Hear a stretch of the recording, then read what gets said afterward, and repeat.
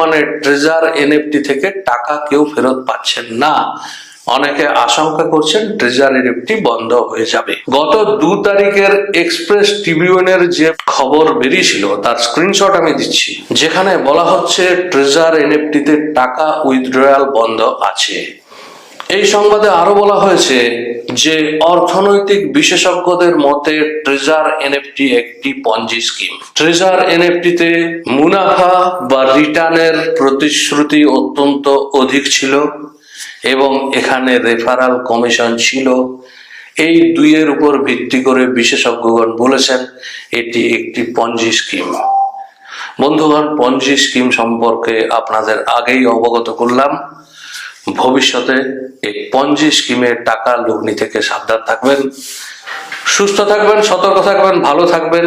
পরবর্তী ভিডিওতে আবার আপনাদের সঙ্গে আমার দেখা হবে এই চ্যানেলে।